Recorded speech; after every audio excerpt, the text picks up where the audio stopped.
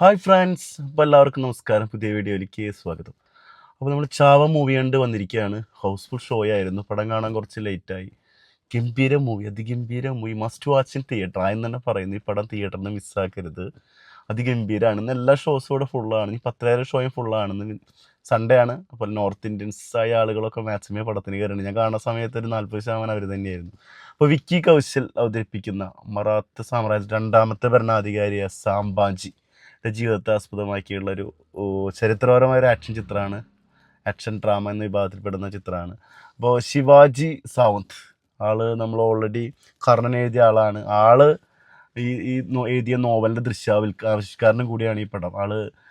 കർണൻ എഴുതിയുള്ള ആളാണ്. കർണൻ എന്ന നോവൽ ചെയ്തിട്ടുള്ള ആളാണ്.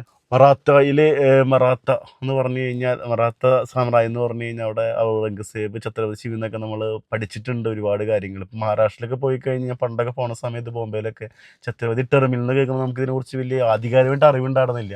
ഇനി പടം കഴിഞ്ഞ് ഇറങ്ങി വിക്കിപീഡിയ ഇങ്ങനെ സെർച്ച് ചെയ്യായിരുന്നു ഹിസ്റ്ററി എന്താ പറയുക. ഹിസ്റ്ററി സംബന്ധമായിട്ട് ഒരുപാട് മാറ്റങ്ങളൊക്കെ ഉണ്ട് ഈ കഥയിൽ. കാരണം അത് ഫിലിമിന് വേണ്ടി മാറ്റുന്ന സമയത്ത് ഒരുപാട് മാറ്റങ്ങളൊക്കെ വരുത്തിയിട്ടാണ് സംവിധായകർ ചെയ്തിട്ടുള്ളത്. പ്രത്യേകിച്ച് ഇങ്ങനെ ഹിസ്റ്റോറിക്കൽ മൂവി ആകുമ്പോൾ അത് ഇപ്പോഴത്തെ കാലഘട്ടത്തിനനുസരിച്ചുള്ള ഒരുപാട് മാറ്റങ്ങൾ കൊണ്ടുവന്നിട്ടുണ്ട്. ഈ പടത്തിൽ പറയുന്ന ഏറ്റവും വലിയ ഡയലോഗ് എനിക്ക് പോസിറ്റീവായിട്ട് തോന്നിയതെന്ന് വെച്ചാൽ, നമുക്ക് ഏത് മതത്തിൽ വേണമെങ്കിൽ നമുക്ക് വിശ്വസിച്ച് കഴിയാമെന്നുള്ളൊരു സംഭവം നമ്മളെ ഇന്ത്യയിൽ നമ്മൾ പറയുന്നത് ഹിന്ദു രാജ്യം എന്ന് പറഞ്ഞാൽ ഇവിടെ പറയുന്ന ഒരു വലിയ പോസിറ്റീവാണ്. നമ്മുടെ സംഭാജി പറയുന്നത് ഒരു പോസിറ്റീവായിട്ട് എനിക്ക് തോന്നിയെന്ന് വെച്ചാൽ, അതായാലും നമുക്കിവിടെ ഏത് മതത്തിലും നമുക്ക് ഏത് വിശ്വാസത്തിലും നമുക്കിവിടെ ജീവിക്കാമെന്ന് പറയുന്നുണ്ട്. തിരിച്ച് ഔറംഗസേബ് പറയുന്നൊരു സംഭവം കൂടി ഉണ്ട്. അത് പടം കാണാൻ മനസ്സിലാവും. ഏറ്റവും വലിയ പ്ലസ് പോയിന്റ് പറയുകയാണെന്നുണ്ടെങ്കിൽ ടെക്നിക്കൽ സൈഡാണ്. AR റഹ്മാൻ്റെ മ്യൂസിക് ഒരു രക്ഷയില്ല, അതിഗംഭീര. ഈ പടത്തിൻ്റെ 50-60% ഏറ്റവും വലിയ പോസിറ്റീവ് സൈഡ്.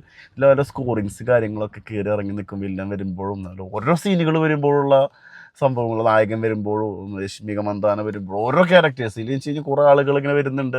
കുറേ ക്യാരക്ടേഴ്സിന് പ്രത്യേകിച്ച് ചരിത്രപടമാണല്ലോ, അപ്പോൾ അതിൻ്റെതൊക്കെ അവർക്ക് ഓരോ സംഭവങ്ങൾ കൊടുക്കുന്നുണ്ട്. അതിഗംഭീരമായിട്ടുള്ള സംഭവമാണ്. റഹ്മാൻ എടുത്തു വെച്ചിട്ടുള്ള ഇന്ത്യൻ സംഗീതത്തിൻ്റെ മഹാരാജാവ് തന്നെയാണ് ആൾ, അതിൽ യാതൊരു സംശയമില്ല. അത് ഗംഭീരം. ഇപ്പം ഇതിൽ പറയേണ്ടത് എന്താണെന്ന് വെച്ച് കഴിഞ്ഞാൽ പെർഫോമൻസുകളാണ്. പെർഫോമൻസുകൾ ബേസിൽ നമുക്ക് ഔറംഗസേബിൻ്റെ കഥാപാത്രം ചെയ്ത അക്ഷയ് ഖന്ന ചങ്ങാതീനെ ഇയാളാണോ എന്ന് എനിക്ക് മനസ്സിലായില്ല കേട്ടോ. ഞാൻ പിന്നെ പടം കഴിഞ്ഞിട്ട് നോക്കുമ്പോഴാണ് എനിക്ക് ഇയാളാണെന്ന് മനസ്സിലായി. അക്ഷയ് ഖന്നയാണ്.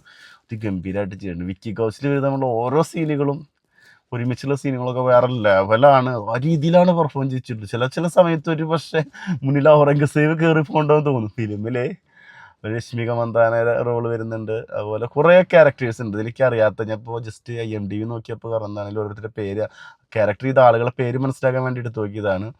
അത് ഗംഭീരമാണ്. മന്ദാന വിക്കി കൗശലിൻ്റെ ഭാര്യയുടെ ഛത്രപതി സംഭാജിയുടെ വൈഫിൻ്റെ റോളാണ് ചെയ്തിട്ടുള്ളത്. പിന്നെ ഈ പടം എന്ന് വെച്ച് കഴിഞ്ഞാൽ ടെക്നിക്കലി ഭയങ്കര സംഭവമായിട്ട് ചെയ്തു വെച്ചിട്ടുണ്ട്. വിഷ്വൽസ്, യുദ്ധ സീന് ഒക്കെ കളർഫുൾ, ഓരോ സാധനം VFS ഒക്കെ വേറെ ലെവലാണ്. അതിഗംഭീരം എന്ന് വെച്ചാൽ അതിഗംഭീര തിയേറ്റർ എക്സ്പീരിയൻസ്. 2 മണിക്കൂർ 50 മിനിറ്റ് 50 മിനിറ്റോളം പടമാണ്. അതിങ്ങനെ ഇരുന്ന് കാണാൻ പറ്റിയ സംഭവമാണ്. പിന്നെ നമുക്ക് കുറച്ച് ചരിത്രമൊക്കെ അറിഞ്ഞ് പോയി കഴിഞ്ഞാൽ കണക്റ്റഡ് ആവുന്ന ഒരു ഗംഭീര എക്സ്പീരിയൻസ് മൂവിയാണ്. ഒരു രക്ഷയില്ല. ഇത് 3D എക്സ്പീരിയൻസും കൂടി ഉണ്ടെങ്കിൽ അത് ഗംഭീരമാണെന്ന് എനിക്ക് തോന്നിപ്പോയി. ഈ ഗംഭീര സംഭവം ഒരു രക്ഷയില്ലാത്ത രീതിയിൽ ചെയ്തു വെച്ചിട്ടുള്ളതാണ്. പിന്നെ ഈ പടത്തിൻ്റെ നെഗറ്റീവ് സൈഡ് എന്താണെന്ന് വെച്ചാൽ, ഈ പടം കണ്ടിറങ്ങിക്കഴിഞ്ഞാൽ ആളുകളൊരു വികാരം, പ്രത്യേകിച്ച് മുസ്ലിം ഹിന്ദു ഒരു ഇതാണല്ലോ ഔറംഗസേബ്, അതൊക്കെ ജനങ്ങൾ ഏറ്റെടുക്കുന്ന രീതി ഇന്ന് പടങ്ങളിലൊക്കെ വരുന്നത്. ആൾക്കാരുടെ ഉള്ളിലുള്ള ആ തരിപ്പുണ്ടല്ലോ, പ്രത്യേകിച്ച് നമ്മളിന്ന് പടം കണ്ട സമയത്തൊക്കെ അവരുടെ ഇമോഷൻസ് നമ്മൾ കാണണം. അപ്പോൾ അങ്ങനത്തെ ഒരു നെഗറ്റീവ് ഒഴിച്ച് നിർത്തി. പിന്നെ സിനിമയായിട്ട് കണ്ട, പക്ഷെ നോർത്ത് ഇന്ത്യൻ ആളുകൾ അറിയാലോ, അവർക്കെല്ലാം പ്രത്യേകിച്ച് കുറച്ച് സംഗീതനാഭമുള്ള ആളുകൾക്കൊക്കെ ആണെങ്കിൽ വികാരം കൂടും. അപ്പോൾ ഒരു നെഗറ്റീവ് മാത്രമേ എനിക്ക് തോന്നിയത്. എസ്പെഷ്യലി പടം വേറെ ലെവലാണ്. അത് സ്കോറിങ്ങിൽ ഈ ഇമോഷൻസൊക്കെ ശരിക്ക് റഹ്മാൻ എടുത്തു വെച്ചിട്ടുണ്ട്. പടം കഴിഞ്ഞ് ഇറങ്ങിപ്പോലും ആളുകളൊക്കെ പ്രത്യേകിച്ച് നോർത്ത് ഇന്ത്യൻസിലേക്ക് ഫേസ് നോക്കി നമുക്ക് അവർ ഒന്നാന്നുള്ള രീതിയിലൊക്കെയാണ് പടം ചെയ്യുന്നത്. അവർ പറഞ്ഞ് അവസാനിപ്പിക്കുന്നത്. ഏത് വിശ്വാസമായാലും നമ്മളിപ്പോൾ നമ്മുടെ നാട്ടിൽ ഇന്ത്യയിൽ നടക്കുന്ന കാര്യങ്ങളൊന്നുമല്ല, എന്നാലും കൂടി ഇപ്പോൾ പറയുന്ന പടത്തിൽ ഏത് വിശ്വാസം ചെയ്തും നമുക്ക് എങ്ങനെ വേണമെങ്കിൽ ഇവിടെ ഇന്ത്യയിൽ ജീവിക്കാമെന്നൊക്കെ ഒരു പറയുന്നൊരു സംഭവമൊക്കെ എനിക്ക് ഭയങ്കര പോസിറ്റീവായിട്ട് തോന്നി.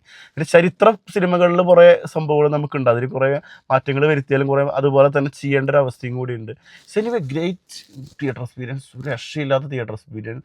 പെർഫോമൻസുകളെ എല്ലാം നമുക്കിങ്ങനെ 1 മിനിറ്റ് പോലും ബോറടിക്കാണ്ട് കണ്ടിരിക്കാൻ പറ്റിയ മൂവിയാണ്. Must watch in theatre. കൂടുതലും പതിവാണ്. പിന്നെ ഹിസ്റ്ററിയിൽ ചരിത്രപരമായിട്ട് കുറേ മാറ്റങ്ങളൊക്കെ ഇതിൽ വരുത്തിയിട്ടുണ്ട്. ഇപ്പോൾ നമ്മളൊക്കെ തന്നെ ഇന്ത്യയിൽ തന്നെ ഗാന്ധിജിയെ കൊന്നതിൽ 2 പക്ഷമുള്ള നാടാണ് നമ്മുടെ. അപ്പോൾ അതൊന്നും നോക്കണ്ട. ഇത് ഗംഭീര തിയേറ്റർ എക്സ്പീരിയൻസ്. പൊളിറ്റിക്കലൊന്നും കരുതണ്ട.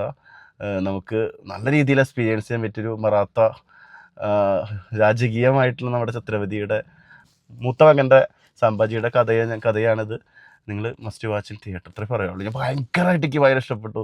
ഈ ചരിത്രപരമായ പടമായതുകൊണ്ട് പിന്നെ നമുക്ക് ഈ ലാംഗ്വേജ് ലിമിറ്റേഷൻ ഉള്ളതുകൊണ്ട് മനസ്സിലായ കാര്യത്തിലാണ് ഞാൻ ഒരു ഒപ്പീനിയൻ പറഞ്ഞത്. ഓക്കെ.